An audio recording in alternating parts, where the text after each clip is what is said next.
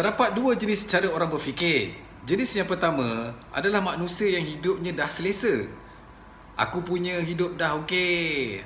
Aku dah ada semua dah. Dia bersyukur dengan apa yang berlaku.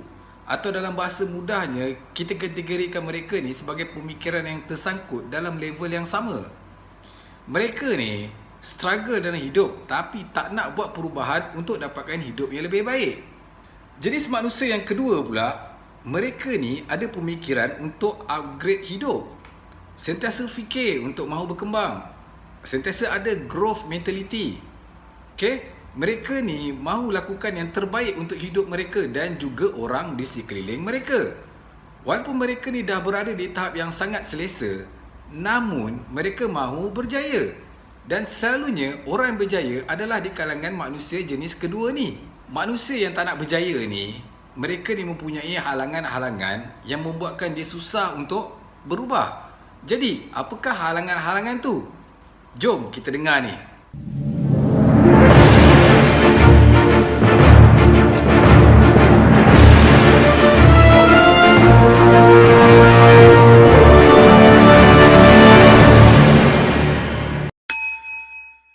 Yang pertama, mereka melihat masalah itu sebagai masalah.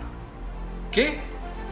Selalunya orang yang tak nak ubah hidup ni, dia tak nak berjaya. Mereka ni selalu jadikan masalah sebagai satu masalah yang tidak ada jalan penyelesaian. Mereka tak mahu cari solution terhadap masalah yang diorang alami. Bila dah ada masalah, stay je dengan level masalah tu. Langsung tak mahu cari jalan penyelesaian. Ingat, kalau nampak masalah itu adalah masalah, cubalah cari jalan untuk selesaikan masalah tu. Berapa orang yang perasan masalah yang sedang mereka alami itu adalah satu peluang? Cuba anda fikirkan, jika tiada masalah, manalah nak dapat wujud peluang dalam hidup? Lagi banyak masalah, lagilah banyak peluang. Bisnes wujud sebab masalah. Kalau tiada masalah, tak adalah wujudnya peluang dalam hidup kita ni. Jadi, orang yang nampak masalah ini adalah satu peluang, mereka akan terus berada pada level yang berbeza. Di mana ada masalah, di situ ada peluang. Di mana ada peluang, di situ ada ruang. Okey? Yang kedua, banyak alasan. Okey? Kesalahan orang yang tak nak ubah hidup ni adalah mereka ni suka sabotaj mulut dia.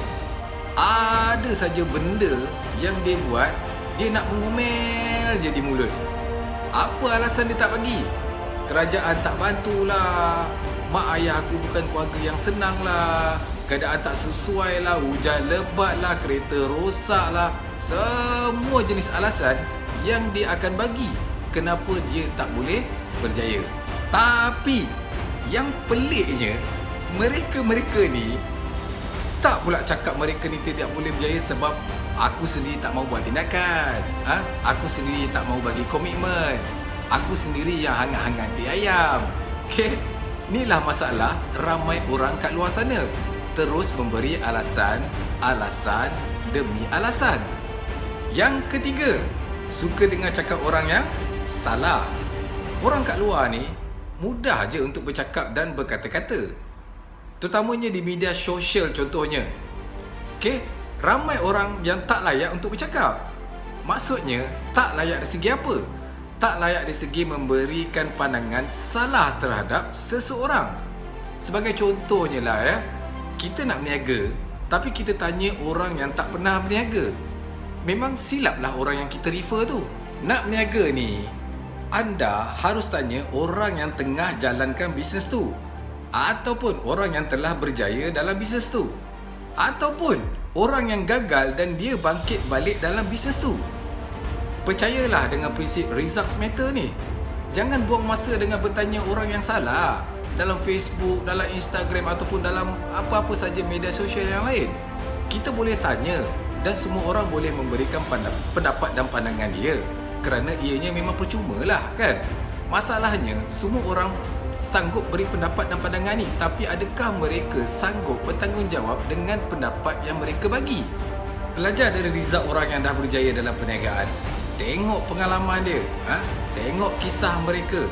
kita tak akan tahu potensi kita yang sebenar jika kita duduk dengan orang yang macam kita juga.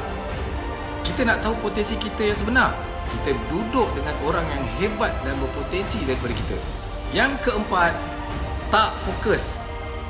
Kegagalan ramai orang kat luar sana, mereka ni tak fokus.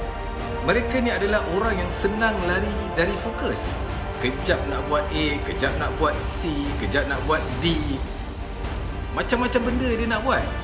Mereka ni adalah orang yang senang distracted. Bila anda nak mulakan sesuatu, buat sampai habis, buat sampai jadi, buat sampai siap. Ini adalah cabaran ramai orang. Kenapa dia tak boleh berjaya? Dia tak boleh pegang sampai habis. Hangat-hangat ti ayam, buat last minute, buat halfway. Kesimpulannya, semua benda tak senang. Tak ada benda yang senang. Nak buat bisnes tak senang. Kerja pun tak senang. Hidup pun tak senang. Mati pun tak senang. Poinnya adalah buat yang terbaik dalam hidup kita. Buat terbaik dengan apa yang kita ada. Dan mudah-mudahan apa yang kita buat ni menjadi manfaat kepada orang lain. Boleh tak macam tu?